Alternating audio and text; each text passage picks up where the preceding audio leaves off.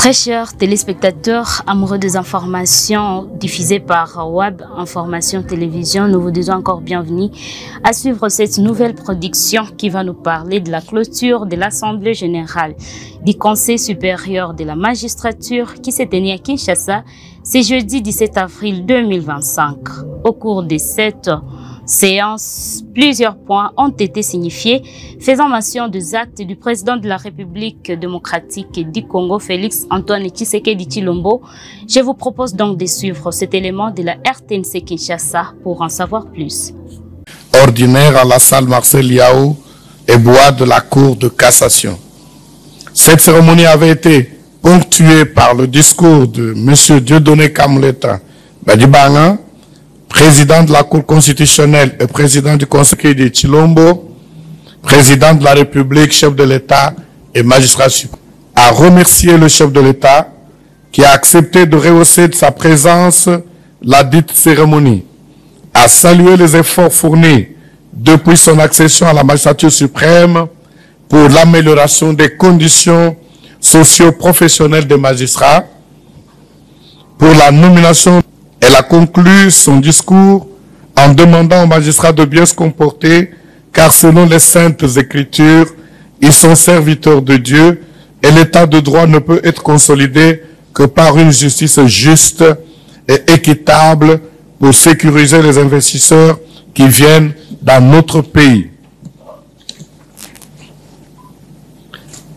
Prenant la parole pour lancer l'ouverture de la session ordinaire de l'Assemblée générale du Conseil supérieur de la magistrature, Son Excellence, Monsieur le Président de la République, chef de l'État et magistrat suprême, a commencé par présenter ses regrets par rapport à la pluie qui s'est abattue sur la ville de Kinshasa et qui a causé la mort de 32 personnes. À cet effet, il a demandé à l'assistance de se lever pour observer un moment de silence en mémoire de toutes ces victimes.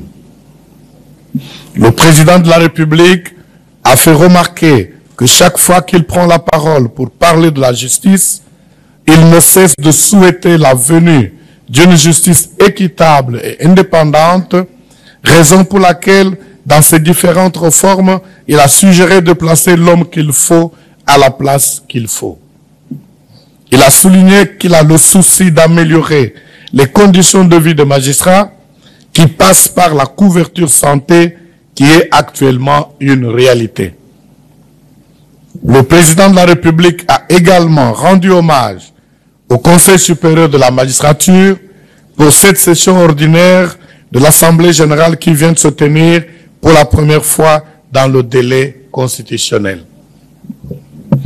Après la cérémonie d'ouverture, les travaux proprement dits ont débuté par le mot de bienvenue du président de la Cour constitutionnelle à tous les membres.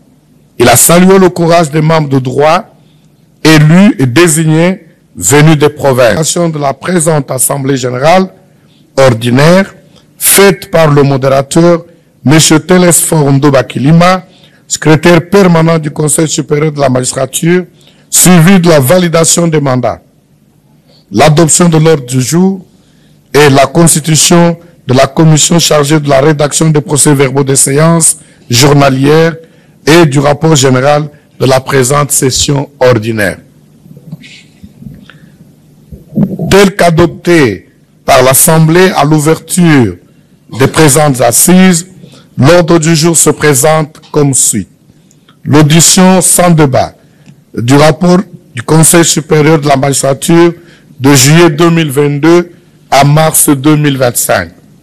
La présentation avec débat de la synthèse des rapports d'activité et des besoins des juridictions et office des parquets civils et militaires par ressort. L'état de la carrière et de la discipline, l'état de la formation, l'état de la législation et du statut, l'état de la planification, l'état des finances, l'état des interventions sociales. Le présent rapport s'articule autour de 2 points ci-après. Le déroulement des travaux et les résolutions et recommandations qui en font suite. Du déroulement des travaux. Les travaux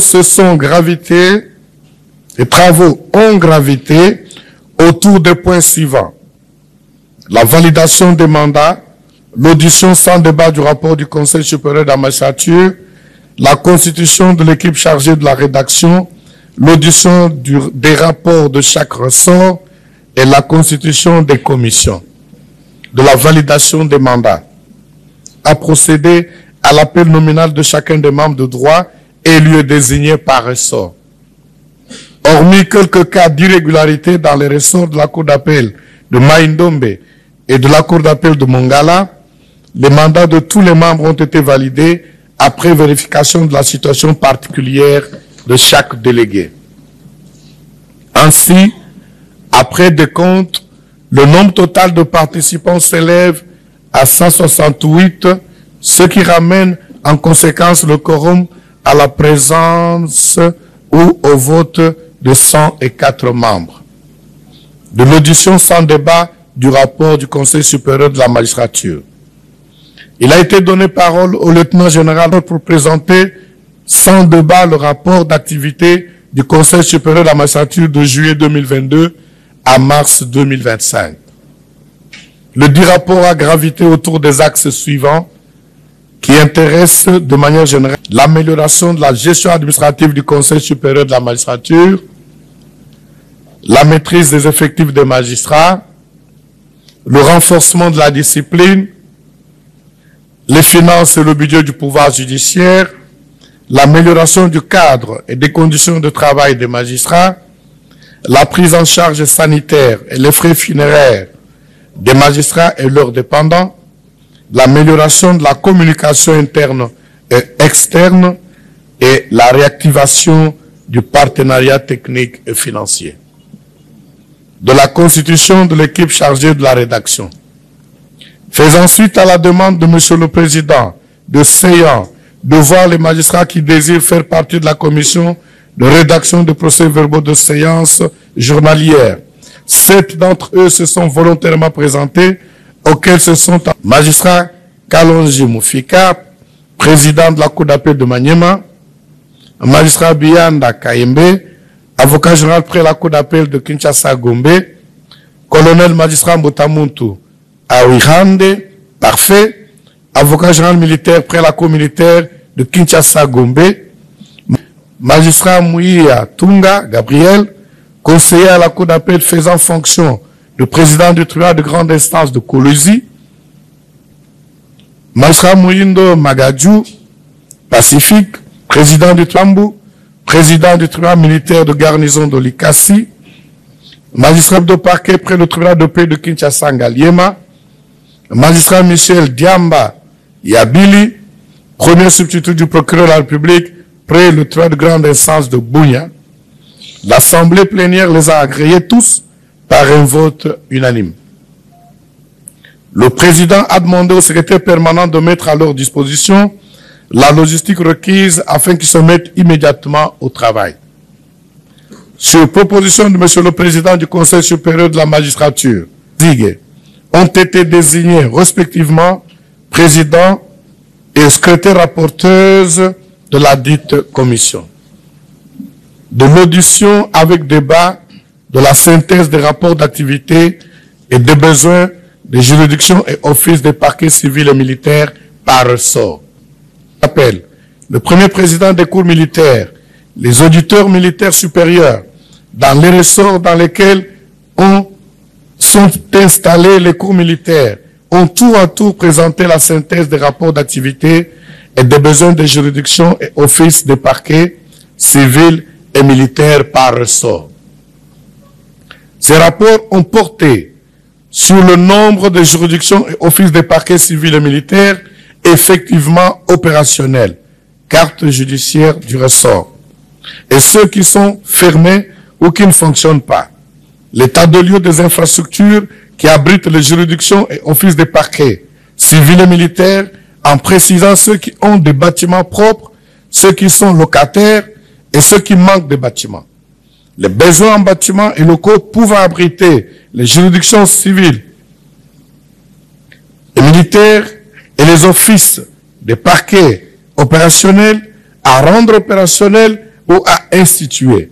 Le besoin du ressort en équipement et fourniture des bureaux, le nombre exact de magistrats effectivement en fonction, le signalement pour les anciens magistrats, le rapport de stage pour les nouveaux magistrats nommés en 2023, les besoins réels en personnel magistrat et administratif, ainsi que les organigrammes élaborés en fonction de ces besoins, le volume global des affaires en matière pénale, civile, commerciale, du travail et d'enfants en conflit avec la loi, les relevés des recettes judiciaires de l'exercice civil récurrent dans le ressort, la disponibilité des prisons et ou des maisons d'arrêt et leur état actuel, le climat de collaboration avec les autorités politico-administratives, les difficultés dans le fonctionnement des juridictions et offices des parquets civils et militaires, œuvrant dans le domaine de la justice dans les ressorts respectifs, les avant-projets de prévisions budgétaires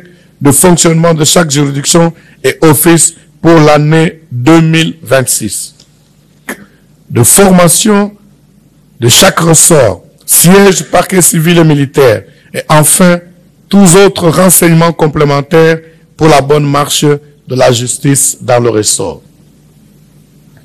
Des rapports synthèses présentés, il découle généralement ce qui suit.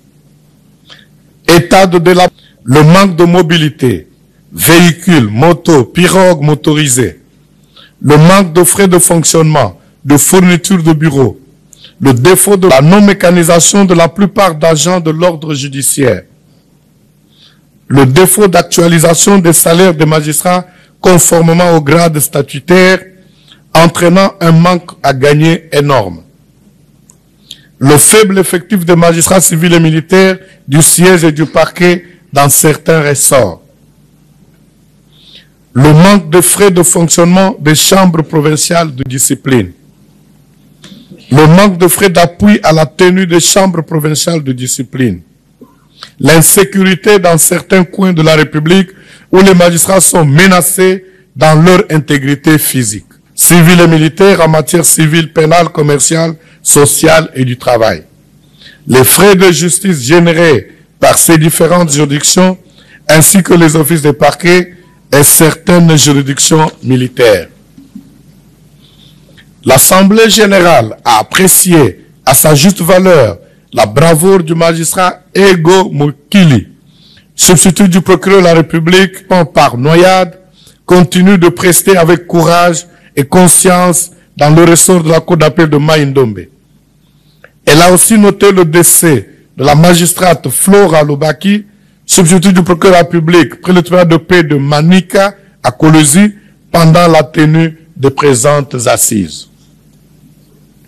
Elle a pris acte du cas des magistrats du Nord Kivu et du Sud Kivu qui sont en détresse dans les zones occupées, dans d'autres provinces, ainsi que dans les pays frontaliers, en l'occurrence au Burundi et en Ouganda, de la constitution des commissions. Les membres ont éclaté en 8 commissions, à savoir la commission carrière, subdivisée en 4 sous-commissions, sous-commission siège civil, sous-commission parquet civil, sous-commission l'examen des dossiers personnels des magistrats conformément aux articles 2 de la loi organique numéro 08/013 du 5 août 2000, ainsi qu'aux articles 12 de la loi organique portant statut des magistrats et 9 du règlement intérieur du Conseil supérieur de la magistrature. L'examen des demandes des magistrats qui sollicitent leur réintégration, habilitation. La commission d'éthique et de discipline des magistrats avec comme orientation l'examen des dossiers des magistrats sous poursuite disciplinaire en cours ou clôturés. La commission des finances et budget avec comme orientation élaborer et adopter l'avant-projet du budget du pouvoir judiciaire pour l'exercice de la mobilisation et du recouvrement des recettes judiciaires, élaborer un projet de résolution exigeant de chaque cour d'appel d'ouvrir un numéro de compte au nom de l'institution et de le communiquer au secrétariat permanent. Commission de planification et gestion de l'information, avec comme orientation notamment les discours et communications du chef de l'État sur le fonctionnement de la justice. Commission sociale avec 2 sous-commissions nouvelles technologies de l'information et de la communication, avec comme orientation comprenant notamment les palais de justice, les maisons de magistrats et l'usage des fanions des magistrats, l'évaluation de l'utilisation des nouvelles technologies de l'information et de la communication par le pouvoir judiciaire, l'intégration des solutions technologiques, l'archivage numérique, base de données et la création des sites web. Commission formation, statut et législation avec 2 sous-commissions, à savoir sous-commission formation et sous-commission législation et statut, avec comme orientation l'examen et l'adoption des plans de formation conformément à la feuille de route du pouvoir judiciaire 2025-2030. La commission mixte carrière et discipline et la commission bureau. Ces 8 commissions ont eu à travailler dans un climat de convivialité et de complémentarité. Des résolutions et recommandations. Éclairés d'une part par les rapports qu'ils ont eu à auditionner en plénière et ou à exploiter, et d'autre part par les travaux dans les commissions et les débats subséquents en séance plénière. Les différents participants ont eu, après débat et délibération, à adopter 59 résolutions et 8 recommandations. Des résolutions. Plusieurs résolutions ont été adoptées au cours de ces assises. Nous pouvons les catégoriser selon qu'elles se rapportent à la planification, au social, au budget, à la législation, à la discipline et à la carrière. En rapport avec la planification et gestion de l'information, la plénière a adopté les 5 résolutions suivantes. Résolution relative à la mise sur pied d'une commission de rédaction d'un guide pratique des audiences foraines en République démocratique du Congo. Résolution relative à l'installation et à la fixation des sièges et ressorts des tribunaux de paix dans les territoires de la République démocratique du Congo. Sièges, ressorts des tribunaux de paix dans les villes de Bandundu, Bunia, Kinshasa et Lubumbashi. Résolution relative aux opportunités pour le développement des partenariats juridiques et judiciaires avec les institutions judiciaires de formation ou autres à travers le monde. Résolution relative à l'adoption d'une nouvelle cartographie judiciaire couvrant le territoire national. En rapport avec le social, la plénière a adopté les 17 résolutions suivantes. Résolution relative à la construction des palais de justice par l'État. Résolution relative à la situation des parcelles des magistrats dans le site Ngamandio. Résolution relative à la construction de résidences des magistrats. Résolution relative à l'utilisation des fanions portant les mentions laissez-passer magistrats. Résolution relative à la protection du patrimoine immobilier du pouvoir judiciaire. Résolution relative à la prise en charge de la mobilité des chefs de juridiction et des offices des parquets.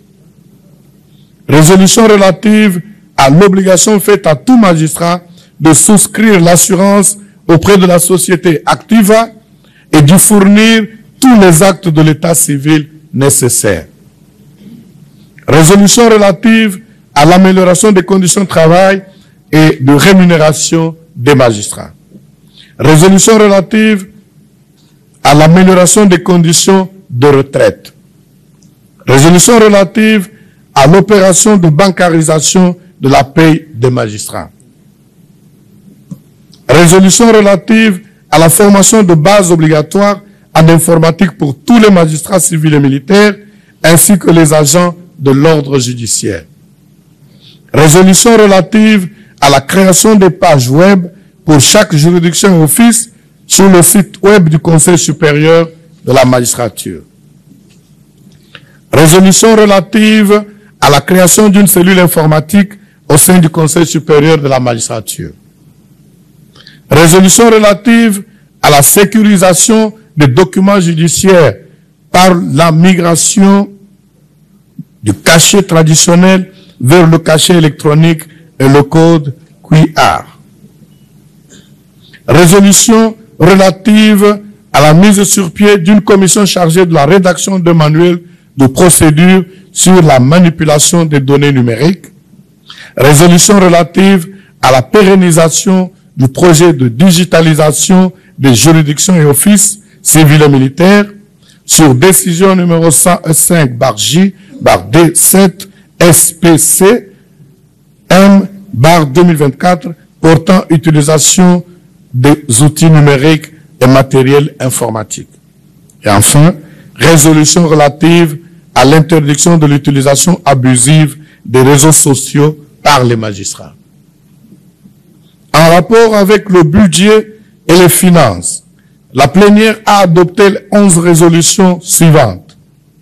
Résolution relative à la digitalisation des recettes judiciaires.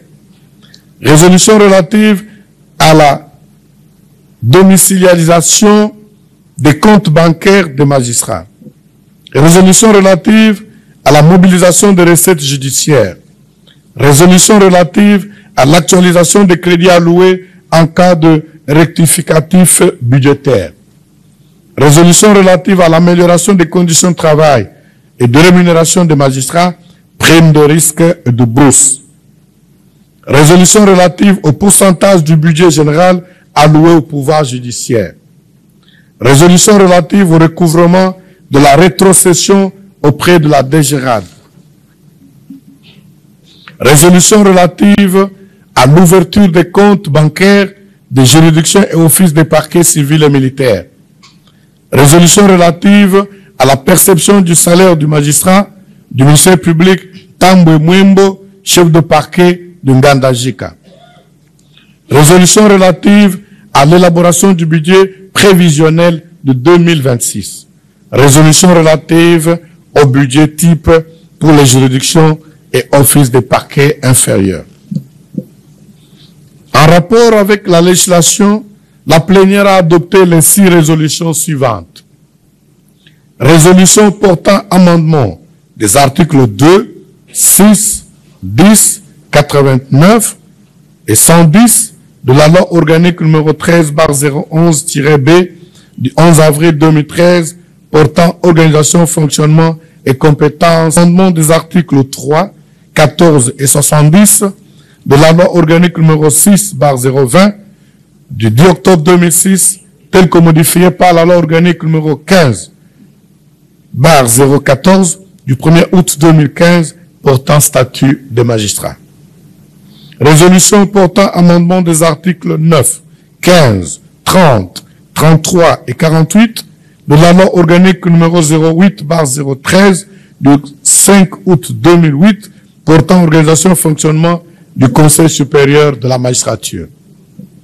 Résolution portant projet d'amendement de l'article 35 du Code judiciaire militaire relatif à la composition du siège à la Haute Cour militaire. Résolution portant modification des articles 4 et 71 du règlement intérieur du Conseil supérieur de la magistrature relative au siège du Conseil. Résolution portant centralisation des services spécialisés du pouvoir judiciaire sous l'autorité. Avec la discipline, la plénière a adopté les 7 résolutions suivantes. Résolution relative aux modalités d'exécution de la sanction de blâme. Résolution relative à la proposition à la révocation d'office des magistrats. Résolution relative au sort réservé aux magistrats ayant les dossiers disciplinaires en cours des magistrats condamnés en disciplinaire et ou au pénal à la suite de la procédure de prise à partie, déférés ou non devant les chambres de discipline ou encore dont les dossiers sont prescrits, des magistrats ayant des dossiers disciplinaires classés sans suite ou déclarés irrecevables, ainsi que les magistrats interdits, récidivistes, débiteurs de banque et ceux poursuivis ou condamnés au civil. Résolution relative aux magistrats n'ayant pas répondu aux mutations ou en déplacement non autorisé ou prolongé ou encore en séjour irrégulier en dehors du ressort et notamment les cas de désertion. Résolution relative aux modalités pratiques de gestion des dossiers disciplinaires des magistrats en cas de mutation. Résolution relative à l'entérinement de la décision du président du Conseil supérieur de la magistrature ayant attribué le pouvoir disciplinaire au secrétaire permanent du Conseil supérieur de la magistrature.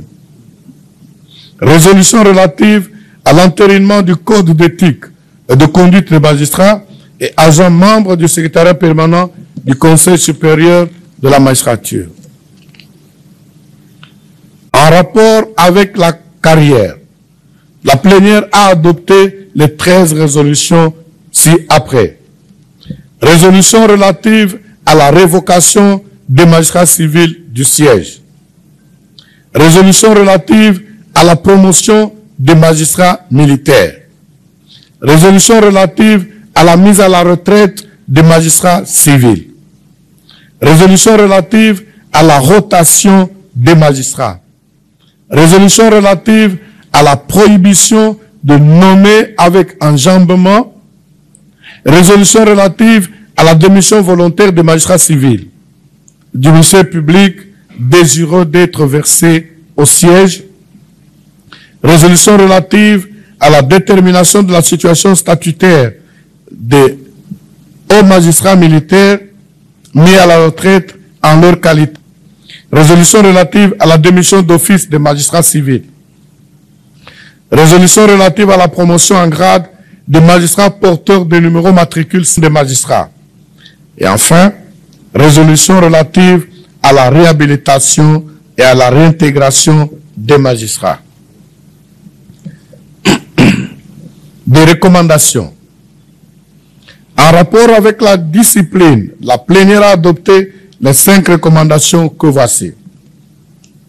Recommandations relatives à l'érection en faute disciplinaire du fait pour un magistrat d'instruire avec légèreté tout dossier judiciaire et le fait pour un chef de juridiction ou office de s'abstenir de son autorité. Recommandation relative à l'obligation faite à tout magistrat de ne pas céder à toute forme de trafic d'influence et de le dénoncer auprès de son chef. Recommandation relative à l'application de la résolution relative à l'affectation équilibrée des magistrats sur l'ensemble du territoire national, et ce, dans le respect scrupuleux du principe de rotation. Recommandation relative à l'application de la résolution numéro 32/2022 du 12 juillet 2022 relative à la reconduction de la résolution numéro 03/2015 du 26 août 2015 sur l'amélioration des conditions de travail et de rémunération des magistrats. Recommandation relative au choix des animateurs de juridiction et office avec discernement sur base de probité morale, méritocratie et compétence. En rapport avec la carrière, la plénière a adopté la recommandation ci-après, recommandation relative à l'obligation de tenir, d'actualiser et de mettre à jour et de transmettre les dossiers personnels des magistrats. Recommandation relative à la digitalisation de paiement des frais de justice. Enfin, pour terminer, en rapport avec la planification et la gestion de l'information, la plénière a adopté une seule recommandation, recommandation relative à la mise en œuvre de la vision du magistrat suprême. Monsieur le Président, Monsieur le membre de bureau, Monsieur le secrétaire permanent, chers collègues magistrats, tel est le rapport général des assises de l'Assemblée générale du Conseil supérieur de la magistrature, session ordinaire 2025, que je voudrais inviter tous les participants à adopter à l'unanimité. Je vous remercie. Merci beaucoup, honorés collègues. Nous venons tous de suivre le rapport général, le secrétaire des magistrats, et que des amendements, certains avaient déjà envoyé les amendements qui ne peuvent être que de forme. Et je lui remets la parole pour recueillir éventuellement s'il y a d'autres amendements où nous allons le faire comme d'habitude par le forum et après nous adoptons notre rapport final. Permanent, vous avez la parole. Merci Monsieur le Président pour la parole. Vous avez tous suivi la lecture expressive du rapport général de notre Assemblée générale qui s'est réunie du 7 au 17 avril et qui va se clôturer bientôt. Le rapport a été lu par Monsieur le Procureur général pour le Conseil d'État qui a suggéré à la plénière de l'adopter à l'unanimité. Est-ce qu'il y a une question dans la salle qui peut être posée ou un ajout, un enrichissement? Vous avez la parole, les membres de la plénière du Conseil supérieur de la magistrature. Merci pour la parole, Monsieur le Président. C'est Émile Njale, je suis procureur au parquet de grande instance de Kenge. À la lecture du rapport général,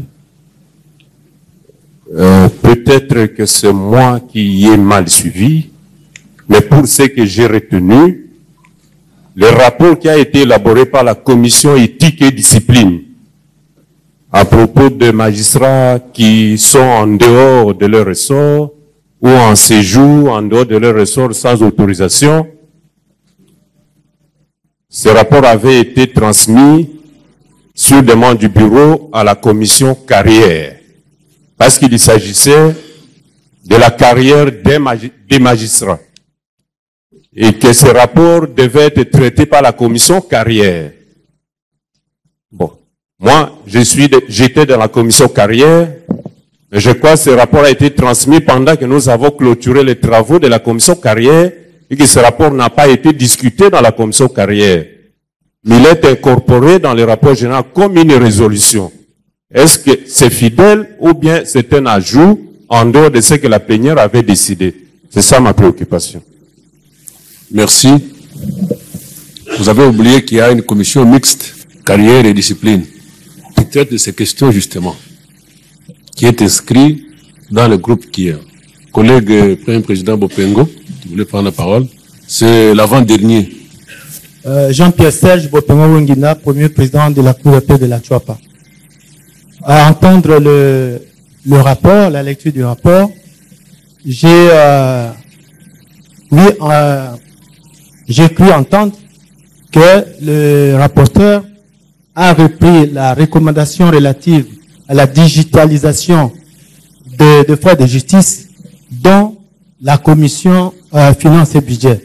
Mais c'est plutôt cette recommandation était prise par la commission sociale que nous avons dans laquelle nous avons participé. Merci. Le dernier, c'était un amendement de forme qu'on place par recommandation de l'ordre. Oui, collègue. Oui, merci, Monsieur le Président, pour la parole. C'est Président Godé Kabamba, Cour d'appel de la Mongala.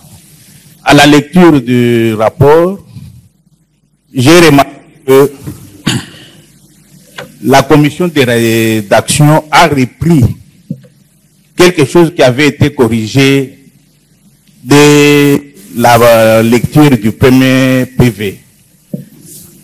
Le premier PV, le bureau a fait remarquer que ce n'était pas le regret, mais à la lecture du rapport général, on est revenu encore sur le regret, si on pouvait corriger ça.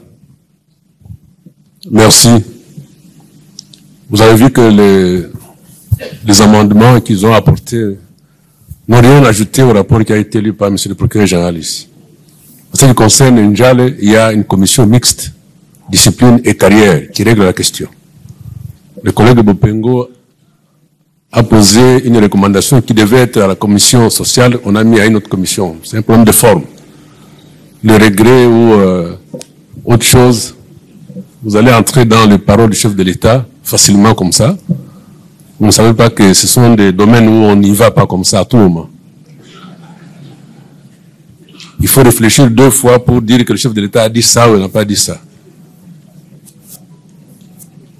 Moyennant les amendements de forme et de fond qui viennent d'être dites ici, parce que je ne sais pas si M. le Président a une réponse à donner, mais c'est vraiment sans objet. Je voudrais demander à l'assistance aux membres de la plénière, membres de l'Assemblée générale du Conseil supérieur magistral, en dehors des invités, si vous êtes d'accord avec le rapport qui vient d'être élu, qui sont pour, qui s'abstiennent d'adopter le rapport. Il n'y a personne. Le rapport général du Conseil supérieur de la magistrature de l'Assemblée ordinaire qui a eu lieu du 17 et qui va se clôturer bientôt est adopté. Merci.